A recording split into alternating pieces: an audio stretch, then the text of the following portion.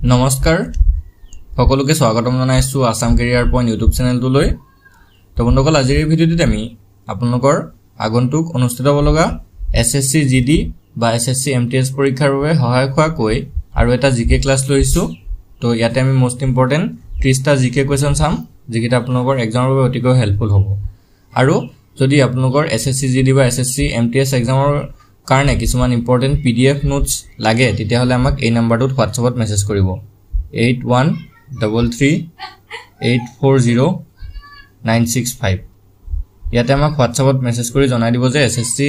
GD বা এছএছসি MTS ৰ সম্পূৰ্ণ নোটছ বিলাক লাগে তো কেৱল 149ত ঠিক আছে 149 টকাত আমি আপোনালোকক গুটেকিটা সাবজেক্টৰ অল সাবজেক্টৰ পিডিএফ খিনি দি দিম সো কমপ্লিট বুকৰ দৰে আপোনালোকে এই পিডিএফ খিনিৰ পৰা পঢ়ি থাকিব পাৰিব আৰু এক্সামৰ কাৰণে ভালদৰে প্ৰিপাৰেচন কৰিব পাৰিব সো এইবিলাক ইম্পৰ্টেন্ট হয় বহুতো কোৱেশ্চন তাৰ পৰা কমন পৰিব সো এই কাৰণে এই নম্বৰটোত আমাক এতিয়া WhatsAppত মেছেজ কৰি পিডিএফ বোৰ লৈ ল'ব সো এতিয়া আমি বেছি দেৰি নকৰো কোৱেশ্চন খিনি চাও তো ফাৰ্স্ট কোৱেশ্চন তো চাও কি দিছে which is the highest gallantry award in India ভাৰতৰ সৰ্বোচ্চ বীৰত্ব বঁটা কোনটো হয় ভাৰতৰ সৰ্বোচ্চ বীৰত্ব বঁটাৰ কথা যদি সুধে সো এটো হৈ যাবগে অপচন এ পৰমবীৰ চক্ৰ ঠিক আছে পৰমবীৰ চক্ৰ হৈছে ভাৰতৰ সৰ্বোচ্চ বীৰত্বৰ বঁটা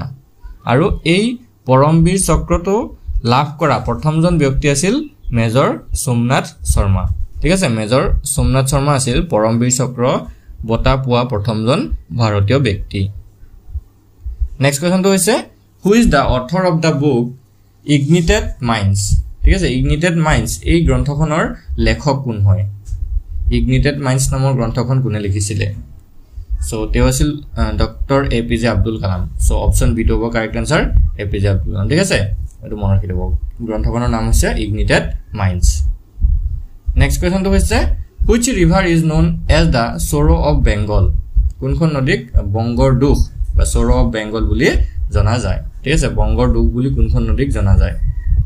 Option किधर पढ़ी सब वो गंगा नदी, जमुना नदी, दामोदर नदी ने ब्रह्मपुत्र नदी. So it will option C Damodar ঠিক আছে Damodar river of Sorrow of Bengal বুলি জনা যায় next question তো হৈছে which Indian state is famous for its classical dance form Kathak শাস্ত্ৰীয় নৃত্য ৰূপ কথকৰ বাবে ভাৰতীয় কোনখন ৰাজ্য বিখ্যাত হয় বা কোৱেশ্চনটো অলপ এনেকৈ হ'ব পাৰে যে কথক শাস্ত্ৰীয় নৃত্যটো কোনখন ভাৰতীয় ৰাজ্যত বিখ্যাত হয়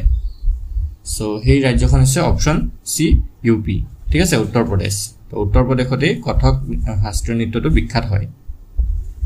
নেক্সট কোৱেশ্চনটো হৈছে who own the Wimbledon men's single title in 2024 2024 চনত উইম্বলডন পুৰুষৰ একক খিতাপ কোনে লাভ কৰিছিল সো তেও আছিল অপচন সি নোভাক জকোভিক ঠিক আছে নোভাক জকোভিকে এটো লাভ কৰিছিল নেক্সট কোৱেশ্চনটো হৈছে which country hosted the 2024 summer olympics 2024 বৰ্ষৰ যেটো গ্ৰীষ্মকালীন অলিম্পিক হৈছিল হেতু কোনখন দেশত আয়োজন কৰিছিল ঠিক আছে কোনখন দেশত আয়োজন কৰা হৈছিল 2024 বৰ্ষৰটো সুধিছে সো হে দেশখন আছিল অপচন সি ফ্ৰান্স ঠিক আছে তো এই দেশখনৰ যেটো ৰাজধানী ঠিক আছে ৰাজধানীটো হৈছে পেৰিছ আৰু যেটো মুদ্ৰা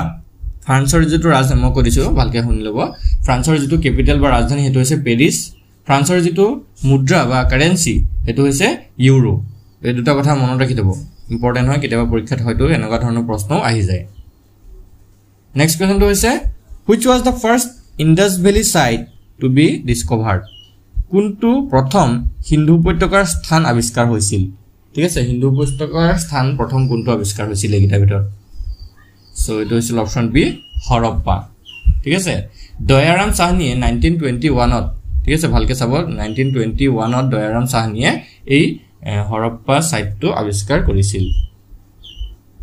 নেক্সট কোৱেশ্চনটো হৈছে the famous dancing girl statue is made of বিখ্যাত ডান্সিং গার্ল প্ৰতিমূৰ্তিটো নিম্নোক্ত দ্বাৰা নিৰ্মিত অৰ্থাৎ নিম্নোক্ত কিহৰ দ্বাৰা নিৰ্মিত ব্ৰঞ্জৰ দ্বাৰা টেৰাকোটাৰ দ্বাৰা ষ্টোন অৰ্থাৎ হিলৰ দ্বাৰা নে কপাৰৰ দ্বাৰা সো এটো হৈছে অপচন এ ব্ৰঞ্জৰ দ্বাৰা এটো নিৰ্মিত আৰু এই মূৰ্তিটো ডান্সিং গাৰ্লৰ যেটো ষ্টেচু আছে এটো মহেঞ্জোদাৰোত পোৱা গৈছিল নেক্সট কোৱেশ্চনটো হৈছে which river is most closely associated with the Vedic civilization কোনখন নদী বৈদিক সভ্যতাৰ লগত আটাইতকৈ ঘনিষ্ঠভাৱে জড়িত সো সেই নদীখন হৈছে option C Saraswati river Saraswati নদী নেক্সট কোৱেশ্চনটো হৈছে what was the nickname of British East India Company British East India Company ডাক নাম কি আছিল সো ইয়াৰ কাৰেক্ট আনসাৰটো অপচন এ জন কোম্পানী ঠিক আছে জন কোম্পানী তো আছিল ব্ৰিটিছ ইষ্ট ইণ্ডিয়া কোম্পানীৰ ডাক নাম নেক্সট কোৱেশ্চনটো হৈছে who among the following personalities found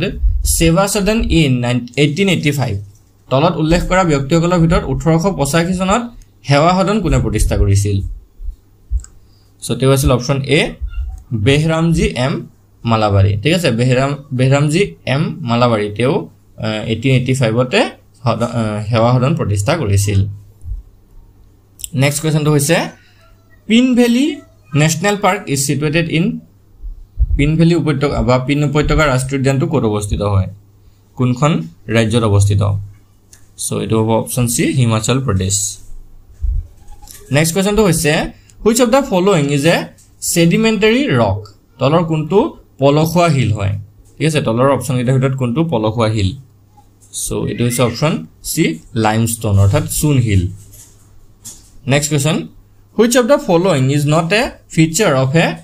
capitalist economy তলৰ কোনটো পুঁজিবাদী অৰ্থনীতিৰ বৈশিষ্ট্য নহয়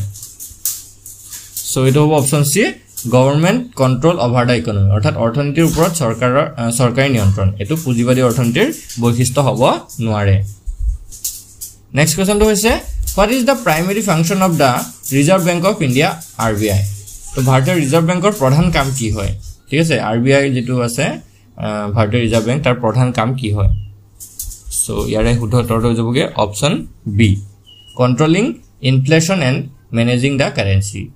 অৰ্থাৎ মুদ্ৰাস্ফীতি নিয়ন্ত্ৰণ কৰা আৰু মুদ্ৰা পৰিচালনা কৰা এই দুটাই হৈছে ৰিজাৰ্ভ বেংকৰ প্ৰধান কাম নেক্সট কোৱেশ্চনটো হৈছে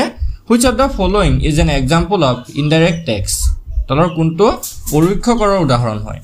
ঠিক আছে তলৰ কোনটো পৰোক্ষ কৰৰ উদাহৰণ দিছে সো এটো হৈ যাবগে option C goods and service tax যেটো জিএসটি বুলি আমি কোৱা হয় ঠিক আছে সামগ্ৰী আৰু সেৱা কৰ এটো হৈছে পৰোক্ষ কৰৰ উদাহৰণ Next question to is which of the following is a characteristic of a mixed economy? তলৰ কোনটো মিশ্ৰিত অৰ্থনীতিৰ বৈশিষ্ট্য হয় ঠিক আছে তলৰ অপচন কিটাৰ ভিতৰত কোনটো মিশ্ৰিত অৰ্থনীতিৰ বৈশিষ্ট্য হয় সো এটো হৈ যাব অপচন সি a combination